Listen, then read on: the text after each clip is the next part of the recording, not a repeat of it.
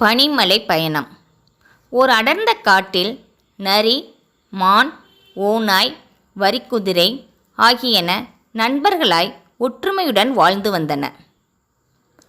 அருகிலிருந்த பனிமலை காட்டில் சிறுத்தை ஒன்று நண்பர்களுடன் வாழ்ந்தது. வாருங்கள் சிறுத்தையாரே, உங்களை வரவேற்பதில் மகிழ்ச்சி அடைகிறோம். மிக்க மகிழ்ச்சி நண்பர்களே. அடுத்த வாரம் பனிமலை காட்டில் திருவிழா. நீங்கள் அனைவரும் அவசியம் வந்து கலந்து கொள்ள வேண்டும். நாங்கள் அவசியம் வருகிறோம். நன்றி நண்பர்களே.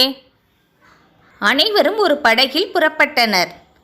ஏலேலோ ஐலசா, ஏலேலோ ஐலசா. திடீரென்று ஆற்றில் நீரின் வேகம் அதிகரித்தது. படகு ஒரு பக்கமாய் சாய்கிறது. ஐயோ, படகு சாய்கிறதே! என்னவாயிற்று? அவர்களை ஒரு முதலை பார்த்தது. டேய் பசங்களா, எங்கே போறீங்க? என் முதுகில் ஏறிக்கொள்ளுங்கள், உங்களை கரையில் விடுகிறேன். ஐயா முதலையாரே, உங்கள் எண்ணம் எனக்கு தெரியும். முதுகில் ஏற்றி எங்களை சாப்பிட நினைக்கிறீர்கள். ஆஹா, நல்ல விருந்து! இன்றைக்கு ஒரு பிடி பிடிச்சிட வேண்டியதுதான். கவனமாக கேளுங்கள். இப்படித்தான் ஒரு முதலை கடந்த வாரம் எங்களை போன்ற விலங்குகளை அடித்து சாப்பிட்டது. அப்புறம் என்னவாயிற்று? பிறகென்ன, செரிமானம் ஆகாமல் இறந்தே போய்விட்டது. அதற்கு தயார் என்றால் நீங்கள் தாராளமாக எங்களை சாப்பிடுங்கள். உங்களை தின்றால் நான் இறந்து விடுவேனா?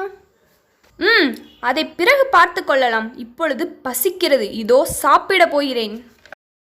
முதலையாரே, இன்னொரு பிரச்சனையும் உள்ளது. என்ன அது? சீக்கிரம் சொல். வழியில் பாம்பு கடித்தால் எங்களுக்கு விஷம் ஏறாமல் இருக்க நாங்கள் விஷமுறிவு செடிகளை தின்று வந்திருக்கிறோம்.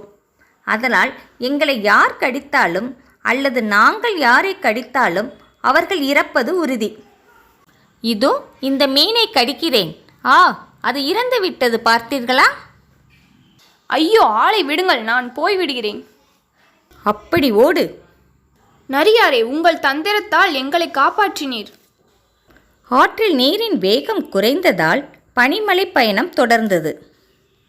ஏலேலோ ஐலசா, ஏலேலோ ஐலசா. வாருங்கள் நண்பர்களே, பனிமலை திருவிழாவிற்கு வந்ததற்கு நன்றி. நரியின் புத்தி கூர்மையை பாராட்டி அனைத்து விலங்குகளும் விருந்துண்டு மகிழ்ந்தன.